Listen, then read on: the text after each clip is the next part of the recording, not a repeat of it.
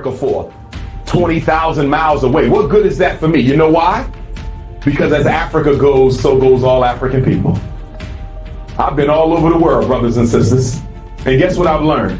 Wherever I go, European Jews are respected. Wherever I go, European Jews got power. You know why? Because Israel is respected and Israel got power. Wherever I go, Chinese are respected. Chinese are in an economic power position. Chinese are always upheld and treated with respect and reverence. You know why? Because China is powerful. Why do East Indians get respect around the world? Because India is powerful. And guess what? Wherever you go in the world, African people are disrespected and ignored, even in Africa. You will never be respected. I don't care where you move to in this world until Africa is respected. That's why Africa matters. You want to know why black folks get killed by the police in broad daylight and nothing happens? Who gonna speak up for you? What African country gonna stand up and say, the next time you kill one of mine in your country, don't come over here looking for no gas. Next time you kill one of mine in your country, don't come over here looking for no oil. Next time you kill one of mine in your country, don't come over here looking for no diamonds or no coltan. Next time you kill one of mine in your country, you ain't getting another piece of mineral from under my soil. Because remember, the African continent is the only continent that can survive without any other continent. No other continent can survive without Africa. There is no military without Africa. There's no atomic bombs without Africa. There's no cell phone or no internet without Africa. The most essential minerals necessary for the military and technological age are under the ground in Africa. Can you name a single country, Africa, Central or South America, anywhere in the Caribbean, where we are in control of our own economics? Anybody? There's not one. There is no black economy on earth ran by black people.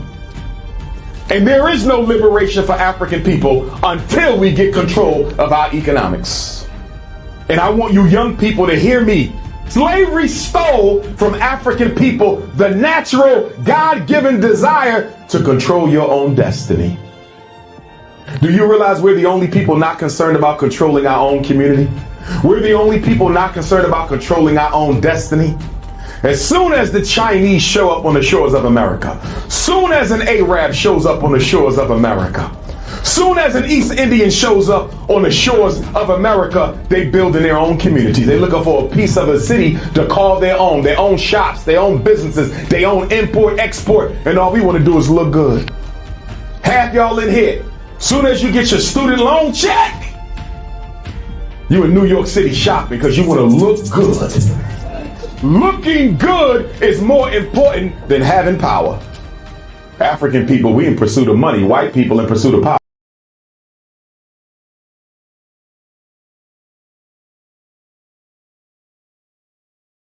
Greetings. Good morning. It is my pleasure to welcome you to Undumodo. I am your host, Dr. Waonyoha Osimere. Undumodo is Igbo Nigerian word that means words of wisdom that I share with you to add to your repertoire. Welcome. This is the talking drum session, and it's when I just have a conversation with you. And I do want to apologize because last week's episode had to be canceled because we were having such technical problems and we couldn't correct it in time. So here we are today. Hopefully we won't have any of those kinds of changes. Before we go any further, please be sure to take the time and share this video once you get through watching it, because it's important for other people to listen and learn. I'm going to really enjoy sharing this morning with you. But also, I want to introduce you to our sponsor today, Glam Body Scrubs.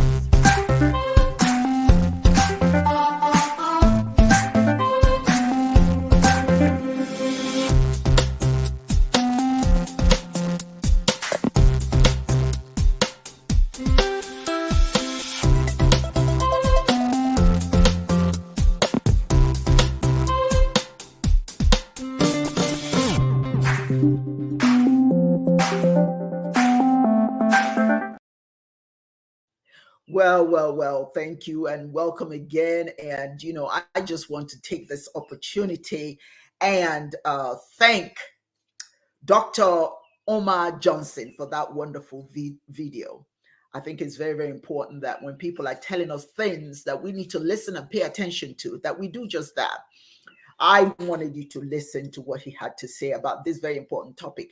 The fact that we chase money instead of reclaiming our power. That's what we should be doing. And I played it because I thought it was important for you to hear what he had to say and what direction I want to go to today. So thank you, Dr. Omar, wherever you are, for that word, for those words of wisdom that you have shared with us. Out of love and concern and the desire to see the African world rise from the valley to the mountaintop and advance, not just in relevance in terms of the mineral resources that we have, but to become pertinent enough to gain respect. We talk about the fact that Africa is the greatest continent. It's got all these minerals and all of that. That is wonderful. But what are we doing with it? What are we doing with it? Is it giving us the respect that we deserve? Or is it just minerals that people come and resources that people come and take for their own advantage? What are we doing with it? You see, oftentimes we wonder why we are disrespected so much. But I think if we pay attention to what Dr. Omar said and what I'm going to share with you today, you will agree that what he said is very instructional and worth listening to. And what I have to share is worth listening to. And we must ask ourselves, where do we go from here? Why are we in the valley? Why do we want to stay in the valley? Because we're not paying attention to what's going on. The problem with us is that we do not understand the importance of power in Africa and in diaspora. We don't understand the importance of power and how power encourages others to see you from a different prism, to give you the same respect that they give India and China and Europe and wherever. We haven't gotten that. And you have to understand, as Dr. Omar has said, the continent is us. We are part of the continent. And if we do not give Africa, respect Africa, and bring it to where it needs to be, we are not going to be respected. I'm going to share this, and some of you may have heard me say it before. We are the only people that visitors can come to our home and tell us what we can or cannot do. And for the most part, we just turn around and give our things to them. We give it away. They don't even have to ask for it. We just give it away, including our power, in exchange for money. Money is an important thing. Absolutely. We all need to have money. There's nobody can say that money is not important. It absolutely is. But the important thing, however, is to know that money can be used against you if that's what's of concern for you. Sometimes the money we trade our power for comes with repayment stipulations, which quite often, unfortunately, Africans are not able to repay. The Chinese are smart. Oh, they fix your roads. They do all these things and they give you money, but they're expecting you to repay it. And before we repay it, we're asking for more, going further and further into debt. There is no power in being in debt. And yet we find ourselves doing just that, going into debt because of our love of money. Our leaders seem oblivious of the harm they are doing to the continent and fail to nurture nation building and formation, which are the foundations of wealth and power. Nation building and formation, those are the foundations of wealth and power. We are struggling with that as an African people. We don't understand the concept of building power through those specific processes. Let me tell you what borrowing does, my brothers and sisters. Unfortunately, it weakens us. The love of money and borrowing from others to have money weakens us instead of building the mindset for creating environments that strengthen our power. Instead, they make money as an instrument of control. They use money to control us because, we love the flashy stuff. We want the flashy cars. We want the fancy homes. that we don't realize that those things come with power. And most importantly, the dignity and respect that comes when we have power. Dr. Umar said it. Everybody is respected except us. We're disrespected to the point that our lives, we have to walk around. Why do we have to walk around saying Black Lives Matter? Our lives should matter regardless. But unfortunately, the world sees your relevance based on what you have achieved. Not what you have achieved for them, but what you have achieved for yourself, for your communities, for your territories, for your countries. Many of us are so consumed by having money, we are oblivious of what is going on under the radar. How we are controlled on a personal basis and collectively. While other nations are building all the fundamentals and elements of power, we act like eagles who have lost their way. Yes, I said it. Eagles who have lost their way, unable to fly upwards. But rather we hop on the ground like chickens, pecking for minimal, with a minimalist consciousness. What are they going to give us? What about what we give them? I'm not talking about the minerals that's there. I'm talking about what we use our hands and do for Africa. Not what we take, not those resources, not those skill sets that we take outside of Africa and give away. What are we doing? It's not a matter of do you live in Africa or don't live in Africa. The important thing is no matter where you live in this world as an African person, the African continent should be of importance to you. Because there's an African proverb that says,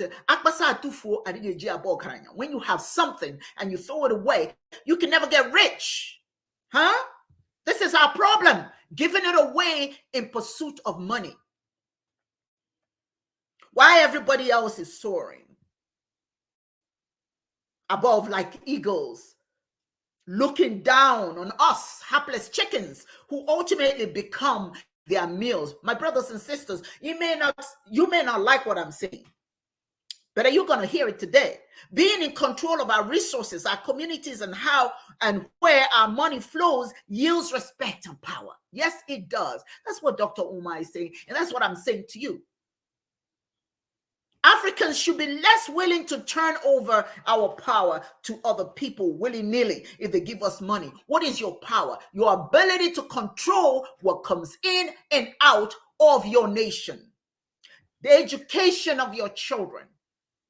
The care for your elderly. The interest, the time you put into money, resources you pour into your infrastructure. People go where there is infrastructure. But when we're focused on money, we don't look at those things. And we don't see how that causes disrespect. Many of us want to pray for these things. As if you pray, then God automatically makes it happen for you. No, it does not work that way. And it never will. We need to change our attitude towards our own things, our own power. We should be less willing to turn it away, to turn our power away. Yeah, I know some of you may find this quite annoying, this subject matter. But that's okay. We don't always have to appreciate uncomfortable information because it makes us feel uncomfortable and maybe unflattering. But the truth is always the first casualty. If we are willing to listen to the truth about us, we would rise higher. That's just the way, the law of nature. That's just the way things are. When you have power, it's like in the Serengeti. The lion has power. Nobody messes with him. Well, there are some animals that he would not mess with, like the elephants and so on and so forth. But he does have power. When they see him coming, everybody takes flight. You have to have the power necessary for people to see you and look at you differently. Not as a lowly people that need to be discriminated against. Not as people who need to have their things taken away from them. Power comes from using our mind, not just to learn and excel in other people's history and ingenuity. It comes from creating for the world's consumption, using our bountiful resources. but most importantly, using it for our own good, using it for our children, using it for the upliftment of our territories. It comes from sitting across from the table with the rest of the world, not with our hands outstretched for their leftovers, but with our hands extended with our own offerings. That's where your power is. Your hands extended, and you are offering something to the world. Not just being very knowledgeable about what books that you've read and you climb on top of the academic ladder. It's not just it. Not the fact that you are the greatest doctor in a European hospital. When people are leaving African continents to go somewhere else when they are ill, that's not a good thing. That is not anything that we should be proud of. When people know your power, they'll be more inclined to give you respect that you deserve. We deserve it. How many of you will say we don't deserve respect? They may not want to aid in your success, but when weakness is no longer on the menu, when it's no longer on the table, when it's no longer what you flaunt to the world, they will take note. They will take note. Respect is earned. It's not given just because you want it. You have to look around you and see what everybody else is doing to earn that respect, because you have all the resources. You've got everything you need. And we African people, we need to be supportive of each other. You know, one of the things that is so distressing is when Africans are abroad and they're in trouble. The governments don't even bother. Some governments do, but many governments don't even bother to go and bring our people home. They are the last to be taken out. Why can't they be the first people to be taken away from countries where there is strife or where there are wars? Our people are always the ones on the tarmac or in the street somewhere with their luggages everywhere, begging online, on camera. Please go tell our governments, please don't forget us. Why should we be there? See, this is what Omar was saying. We are disrespected, even in Africa. Our own people disrespect us.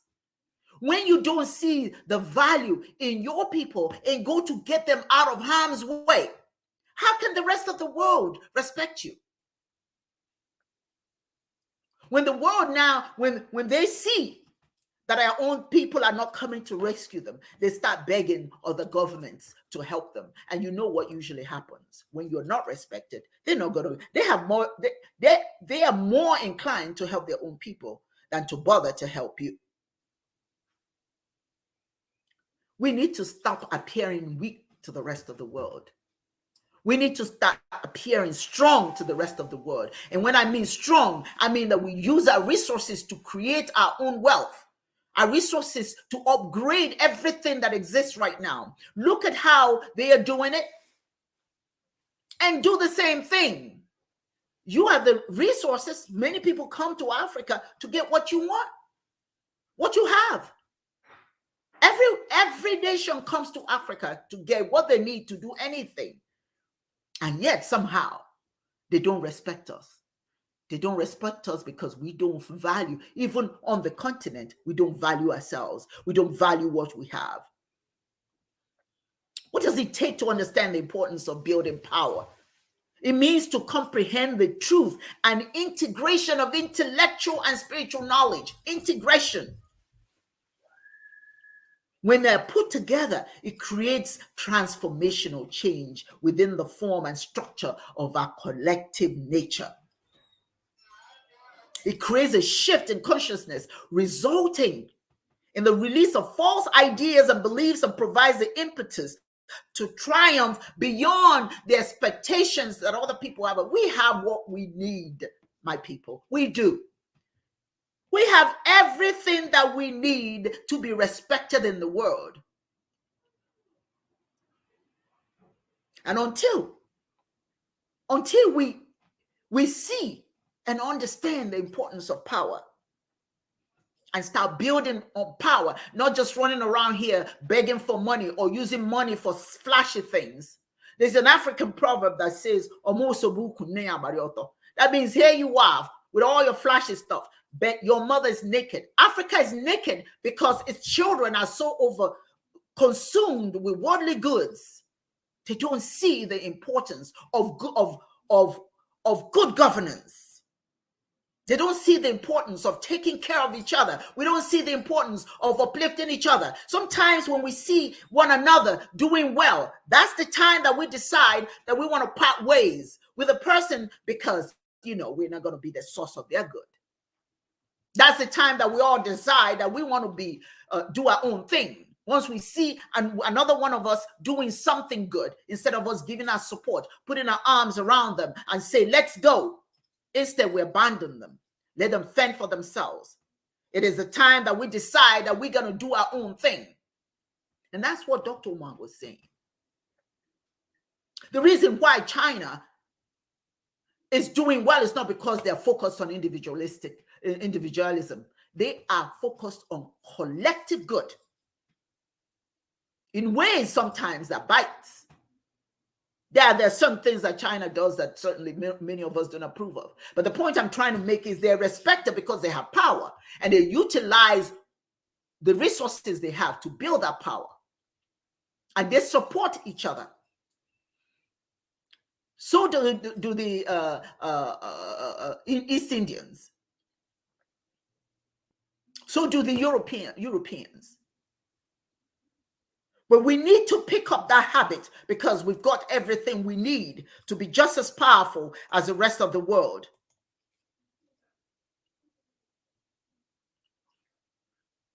You know what? I've got to be honest with you. I do believe that our comprehension of who we are is very limited.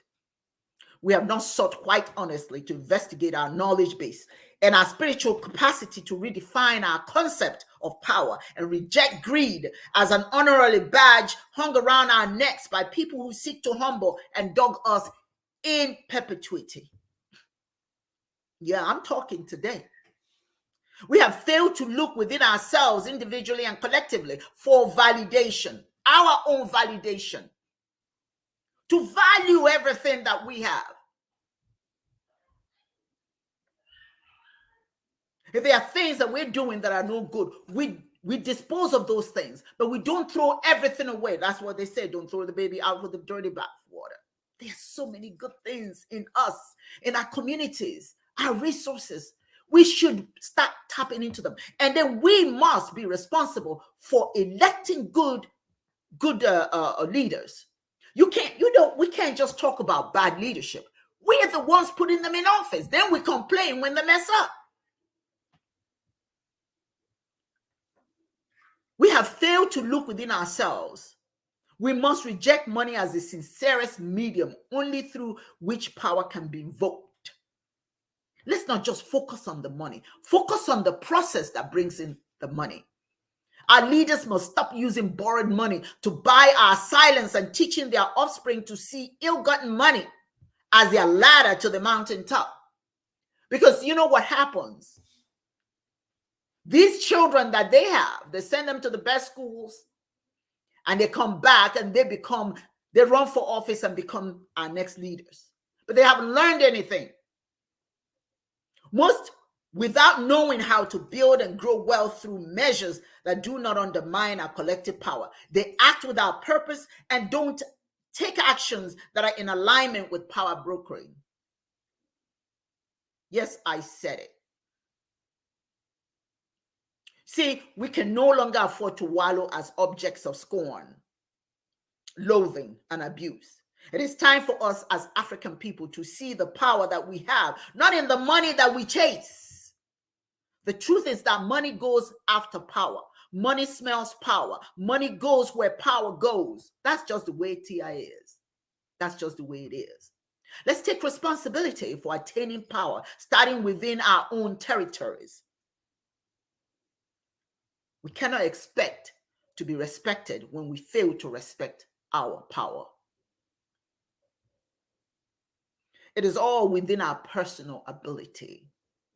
And as a matter of fact, it is our duty and our responsibility, the educated ones, the not so educated, and the ones trying to just make a living.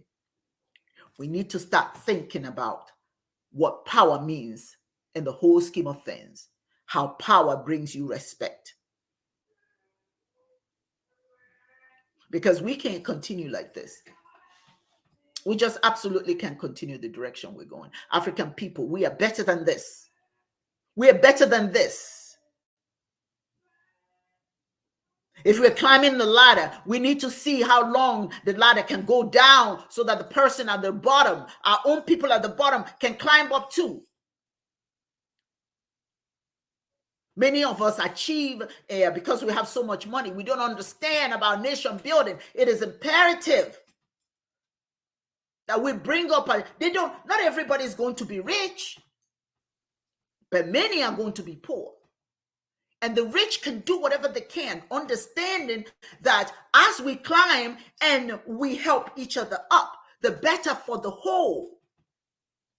There is no joy when a woman is sick in the street and we turn our backs. That's one woman too many. There is no joy in seeing our people drunk and on drugs in the street and we turn our backs. That's just one too many. Every child who's suffering that's an African person is one too many. It is our responsibility to bring power as the focus, because I tell you one thing, what we do for each other will help us become more and more powerful. What we do with our resources makes us more and more powerful. We cannot continue to turn our backs. And you know what? That's why I admire the future president of Nigeria, His Excellency Peter Obi. I admire what he said that we must do, and that is move from consumption to production, because to do so means that we can uplift so many people, and with that comes the power, and that promotes and presents us as people worthy of respect and dignity. And thank you very much for joining me on the Ndumodu Show, the Talking Drum session, which is usually about half an hour. I want you to join me next Saturday for the Ndumodu exclusive with a special guest to discuss the importance of reparations for African people, as is now being taken up by the United Nations. That will be a wonderful, wonderful show, and I hope that you will be able to join us. And on that note, I would like to thank you for being here today, wherever you were, wherever you joined the show. Thank you, thank you, thank you. And I wish you nothing but goodness as you move on with your day. Yeah, guys, yeah. And so it is.